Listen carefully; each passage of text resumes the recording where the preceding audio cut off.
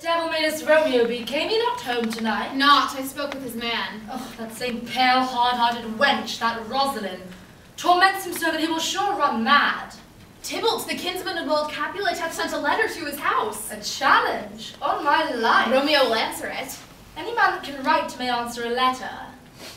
Nay, he will answer the letter's master, how he dares being dared. Oh, alas, Romeo is already dead, stabbed with a white wench's black eye, shot through the ear with a love song, the very pin of his heart cleft with a blind bow boy's butt shaft.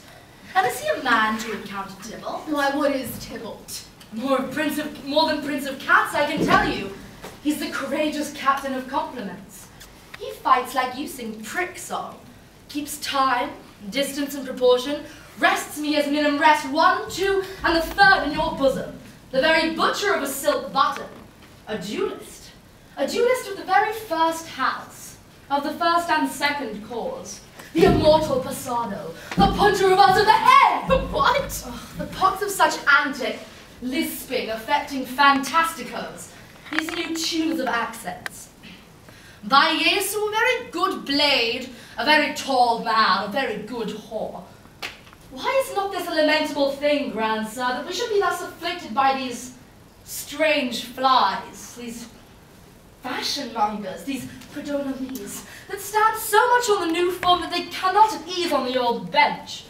Oh, their bones, their bones. Here comes Romeo. Here comes Romeo. Without his roe, like a dried herring. Flesh, flesh, how art thou fishified? Now is he for the numbers that Petrarch flowed in. Laura to his lady was but a kitchen wench. Marry, she had a better love to berhyme her. Dido a dowdy, Cleopatra a gypsy, Helen and Hero hardings and harlots. Thisbe a grey also, but not to the purpose. Signor Romeo, bonjour. That's a French salutation to your French slop. You gave us the counterfeit very last night.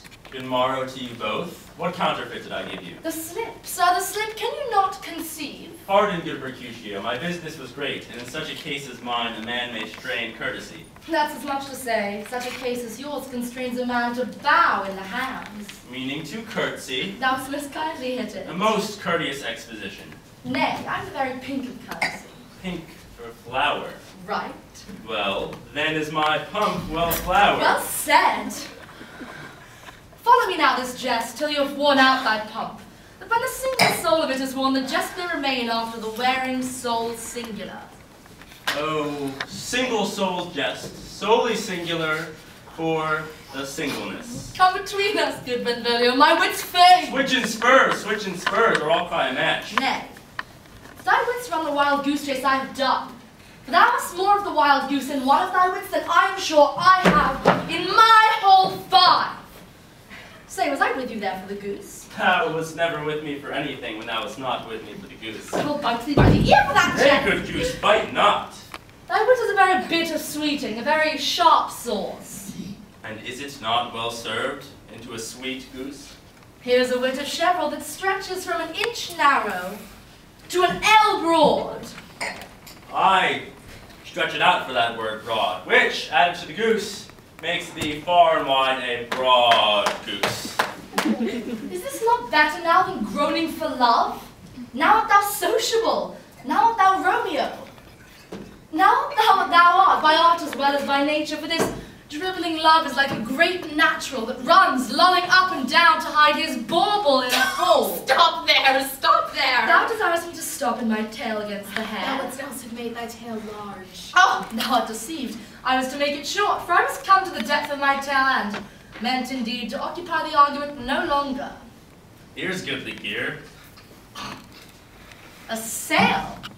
A sail? My fan? Good, to hide her face, 'cause her fan is the fairer face.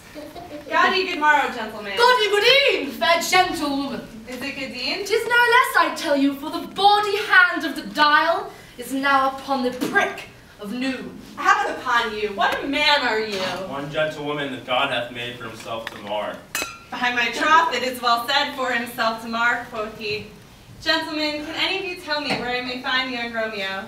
I can tell you, but young Romeo will be older when you have found him than he was when you saw him. I am youngest of that name, for fault of a worse. You say well. Yea, is the worst well? Very well took in faith. Wisely, wisely. If you be he, sir, I desire some confidence with you. She will indict him to some supper. Aboard? Aboard, aboard, so ho! What hast thou found? No hair, sir. Unless a hair, sir, in a Lenten pie that is stale and hoar ere it be spent. An old hair whore, and an old hair whore is very good meat in Lent. But a hair that is hoar is too much for a score, when it whores ere it be spent. Romeo, will you come? We'll to dinner thither. I will follow you. Farewell, ancient lady. Farewell. Lady, lady, lady. Marry, farewell. Pray you, sir, what saucy merchant was this that was so full of his rookery? One nurse that loves to hear himself talk and will speak more in a minute and will stand to in a month. And speak any word against me, I will take him down, and were lustier than he is, and 20 such jacks, and if I cannot, I will find those that shall. Scurvy knave, I am none of his flirt girls, I am none of his skates mates, and thou must stand by too, and suffer every knave to use me at his pleasure? Before God, I am so vexed that every part about me quivers. Scurvy knave, pray you, sir, a word. And as I told you, my young lady bade me inquire you out, but what she bade me say, I will keep to myself. But first, let me tell you this. If you should lead her into a fool's paradise, as they say, it were a very gross kind of behavior, as they say, for the gentlewoman is young, and therefore, if you should deal double with her, truly it were an ill thing for any gentlewoman and a very weak dealing. Nurse, commend me to thy lady. I protest unto Good heart and a faith, I will tell her as much. Lord, Lord, she will be a joyful woman. Why, what wilt thou tell her? Thou dost not mark me. I will tell her that you do protest, which as I take it, is a gentlemanlike offer. Bid her devise some means to come to shrift this afternoon. There she shall, at Friar Lawrence cell, be shrived and married. Here's for thy things. Oh, no, sir, Go not a to, penny. I say you shall. This afternoon, sir, she shall be And there. stay, good nurse, behind the abbey wall. Within this hour my man shall be with thee, and bring thee cords made like a tackled stair, which to the high top-gallant of my joy must be my convoy in the secret night. Farewell, be trusting I'll quit thy pains. Farewell, commend me to thy lady. God in heaven, bless thee. Hark you, sir. What sayest thou, dear nurse? Is your man secret? Did you never hear it say, to may keep counsel, putting one away? I warn thee, my man is as true as steel. Well, sir, my mistress is the sweetest lady. Lord, Lord, when 'twas a little prating thing.